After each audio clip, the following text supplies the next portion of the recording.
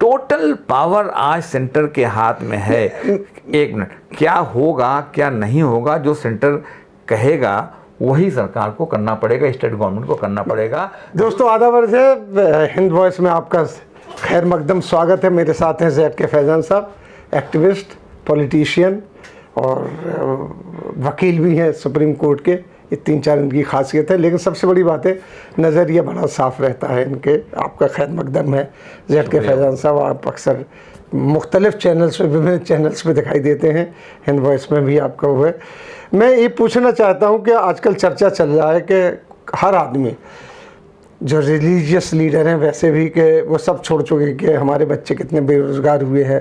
15 करोड़ से भी ज़्यादा बेरोज़गारी आगे बढ़ गई है। GDP 0% से भी नीचे चली गई है।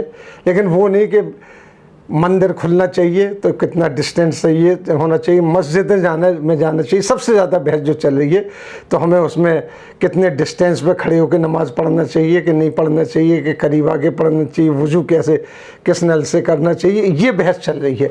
कहीं मैंने ये नहीं सुना इन धार्मिक लीडरों से, मुसलमान के हों या हिंदुओं के हों, ख़ास तौर पे जो आपसे बात कर रही हैं तो मैं मुस्लिम लीडरान की बात करता हूँ। उन्होंने कही या नहीं कही कि भाई ठीक है, आप 5 वक्त की नमाज़ तो पढ़ने की, मस्जिद में जाने की बात करते हैं, जुमे की बात करते हैं कि जुमे में हम कैसे नमाज़ पढ़ेंगे। तो उन सब चीज़ों से ये ध्यान हटाने की सरकारी चाल है क्या? ऐसा है, तमाम चीज़ों से आपने बिल्कुल सही बात कह दी। देखिए ऐसा है, ख्वाब से बेदार होता है ज़रा महकूम गर, फिर सुला देती है उसको हुक्मरां की साहिरी, जादूगरी। हुक्मरां की जो साहिरी है, शहर है जो ये शहर चलाया है, उसका सब ये नतीजा है। समझा आपने? गलत झगड़ों में उलझा दिया गया। 2 काम किया है इस सरकार ने, समझा आपने? एक तो इन्होंने आलाफ सडन लॉकडाउन करके और टोटल लॉकडाउन करके एक हैवक क्रिएट करके इन्होंने जो मूवमेंट इनके ख़िलाफ़ चल रहा था, आंदोलन के ख़िलाफ़ चल रहा था, ख़ास तौर पर CA वगैरह को लेकर के, उसको इन्होंने क्रश कर दिया। और दूसरे ये कि जो डिफरेंट एक्ट्स हैं, डिसास्टर मैनेजमेंट वगैरह, एपिडेमिक एक्ट वगैरह का नफाज करके और दूसरे जो पावर्स हैं उसका वो एक्सरसाइज करते हुए सारे के सारे पावर्स अपने हाथ में ले लिए। नतीजा क्या है? नतीजा ये है गो की कॉन्स्टिट्यूशन में इस बात का प्रोविज़न है और डिफाइंड है शेड्यूल के अंदर। आर्टिकल 246 जो है कॉन्स्टिट्यूशन ऑफ इंडिया, उसके अंदर जो शेड्यूल बनी हुई है कि स्टेट्स के क्या पावर हैं, सेंट्रल के क्या पावर हैं और दोनों के पावर कहाँ कॉमन हैं, अलग अलग पावर, लेकिन वो तमाम के तमाम इन्होंने अपने हाथ में पावर्स ले लिए। और आज अगर ये कह दें, वो है ना कि भाई बात आई गई तो वो उनके कब्ज़े में निज़ाम गर्दिश अय्याम है, वो सहर कह दें सहर है, शाम कह दें शाम है। टोटल पावर आज सेंटर के हाथ में है। एक मिनट, क्या होगा क्या नहीं होगा जो सेंटर कहेगा वही सरकार को करना पड़ेगा, स्टेट गवर्नमेंट को करना पड़ेगा। जो छूट देते हैं कि ये आप कर सकते हैं, अब आप चाहें तो करें चाहे तो ना करें, तो वो, लेकिन छूट वहाँ से मिलेगी, वरना तिनका भी नहीं हिल सकता। आप देखिए, अमेरिका से लेके अभी वेस्ट इंडीज़ की आज खबर आई कि उन्होंने हर चीज़ खोल दी है। न्यूजीलैंड से भी खबर आई कि मंदिर, मस्जिद, गुरुद्वारे, सारी चीज़ें खोल दी हैं।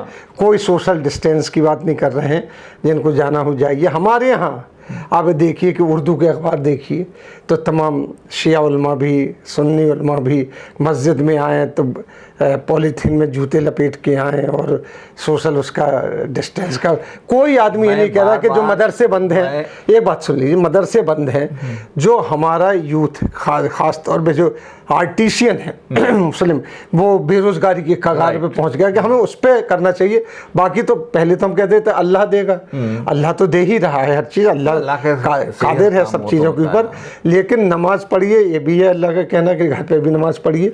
मस्जिद में आइए, ऐसे आइए, उसमें बहस चली कि मैं नहीं आऊँगा मस्जिद में, मस्जिद के ये खुलना चाहिए। बाकायदा मूवमेंट चल रहा है कि भाई हम जुड़ के नमाज पढ़ेंगे, फैल के नमाज नहीं पढ़ेंगे। लेकिन एक आपकी जो मुस्लिम क्लैरिक है, जो भी है, चाहे वो अहमद बुखारी से लेके कोई भी है, जमात उल उलमा हिंद, किसी ने ये आवाज़ नहीं उठाई कि भाई जो ये जुलाहे हैं, जो आर्टिशियन हैं, कपड़े बनने वाले हैं, जो मैकेनिक हैं, ज़्यादातर इनका क्या है? इनके बारे में कोई नहीं सोच रहा है। मैंने शुरू में ये बात कही ना कि यही तो हुक्मरान की शायरी है कि वो असल इशू से ध्यान हटाने के लिए ऐसा जाल फैलाता है, लोग उसमें फंस जाते हैं। आज पूरे मुल्क में मैं बार बार ये बात मैं कही, ज़रूरत किस चीज़ की है? ज़रूरत ऐसा है, ज़रूरत तो पहले इस बात की है कि उस शख्स को तलाश कीजिए कि जिसकी वजह से उसको तलाश कीजिए जिसकी वजह से इन सारी परेशानियां हमारे सामने आई हैं।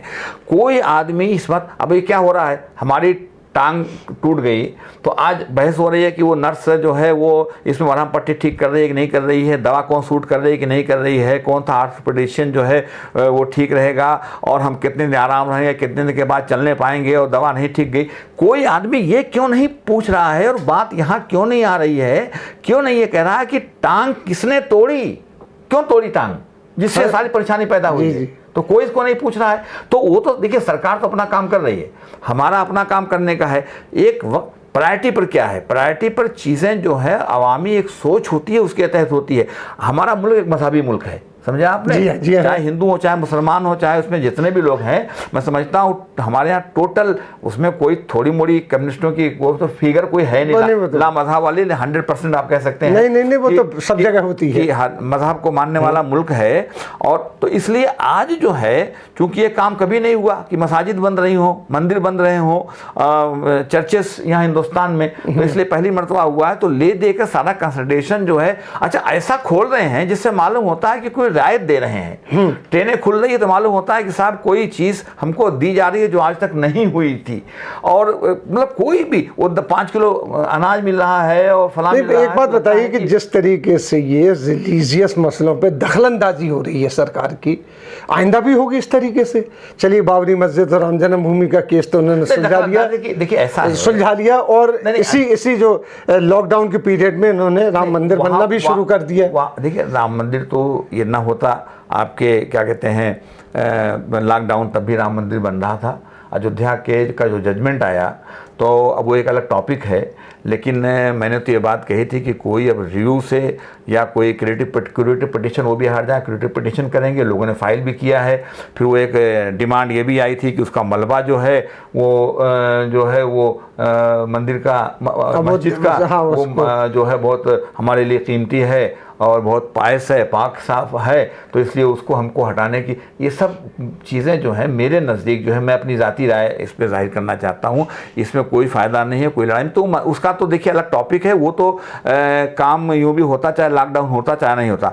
लॉकडाउन एज सच जो है वो करके ये जो मस्जिदों में आप शर्त लगा सकते थे कि लोग दूर दूर खड़े हों। अगर वो अब वो उन्होंने कहा कि साहब अभी मैंने देखा था आज हमारे कुछ शिया उलमा का उसमें के अंदर आया है कि साहब वो जमात नहीं होगी जब तक हम कंधे से कंधा मिला के नहीं खड़े होंगे। अब मुझे पता नहीं कि दूसरे हमारे जो सुन्नी वो हैं और दूसरे लोग उन्होंने कह दिया उनका है कि सोशल डिस्टेंसिंग हो सकती है, लेकिन सोशल डिस्टेंसिंग के वर्ड से ही मुझे चिड़सी हो गई है। सोशल डिस्टेंसिंग जो है, पहली बात तो ये कि वर्ड ही गलत चला, लेकिन चल गया तो चल गया। ये तो फिजिकल डिस्टेंसिंग की बात थी, सोशल डिस्टेंसिंग है कहाँ मुझे बताइए आप? कहीं पर भी नहीं हो पा रही है, किसी जगह पर नहीं हो पा रही है। आपने 5 की शर्त लगाई है, जी समझा आपने, तो कहने को लिए अब हर जगह पुलिस खड़ी रहे तो ठीक है, वरना 25 जाएंगे 15 जाएंगे, लोग खड़े रहेंगे, कहाँ तक आप जाके चेक करेंगे भाई, समझा आपने? और पुलिस को देखिए ये सारा इतनी बदनुमानी हुई है और हो रही है और बंद नहीं हुई। अभी मैं कल देख रहा था पुलिस राज है, कल वहाँ गालिबन मेरे ख्याल में छत्तीसगढ़ का वाक़या था। वो एक दारोगा जो है, खैर उसको शायद उन्होंने सस्पेंड कर दिया है, चीफ मिनिस्टर ने खुद कॉग्निजेंस उसके अंदर लिया तो सस्पेंड कर दिया उसको और कार्रवाई कर रहे हैं। उसने वो जिसको चाहे मारा, लेडीज़ को भी मार, मतलब वो मारने का खड़ा हुआ काम ही कर रहा था। तुम लॉकडाउन तोड़ रहे हो, तो पुलिस राज तो था ही, मनमानी हो रही थी उसके अंदर। लेकिन मैं आपको बता दूं, पुलिस तो चूंकि इमीडिएट पावर उसके हाथ में है, वो दिखाई पड़ता है, वरना जितनी भी ब्यूरोक्रेसी और जितने भी ऑफिशियल जितने भी सब कोरोना के नाम पर तमगा ले रहे थे और सबके सब वहाँ कालाबाजारी कर रहे थे। अच्छे लोग हर जगह होते हैं, सबके सब मैं जब कहता हूँ तो मेजॉरिटी की बात करता हूँ।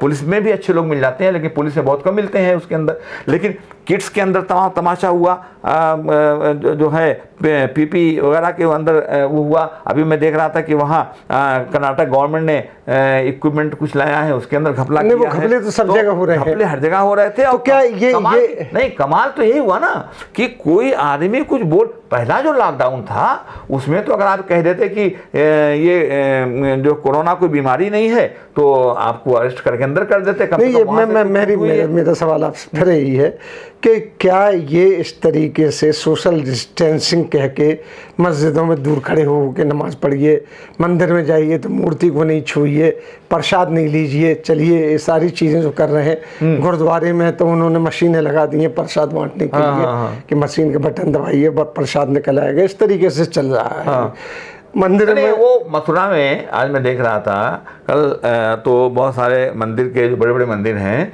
उन्होंने ये कहा कि साहब हम जो है इसके अंदर बाहर वो स्क्रीन लगाएंगे, वहाँ से आप दर्शन कीजिए, अंदर नहीं आने देंगे। तो क्या ये उलझाने के लिए किया जा रहा है सर? क्योंकि सैनिटाइजेशन की शर्त है। अब सैनिटाइज करेंगे तो उसमें अल्कोहल होता है जो हम अलाउ नहीं करेंगे। तो क्या ये सरकार की सोची समझी नीति है कि इस तरीके से, क्योंकि दुनिया में हर जगह खुल रहे हैं, सरकार हर काम सोचा समझा कर रही है।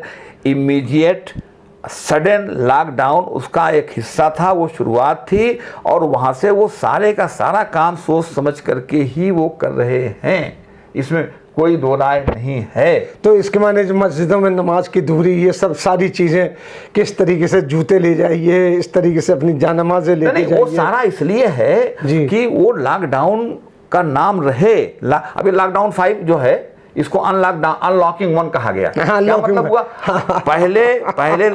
पहला जो लॉकडाउन का फेज था, उसके बाद से सेकंड से छूट मिलनी शुरू हो गई। तो किसका क्या मतलब हुआ? ये तो अनलॉकिंग 3rd या 4th होनी चाहिए, समझा आपने?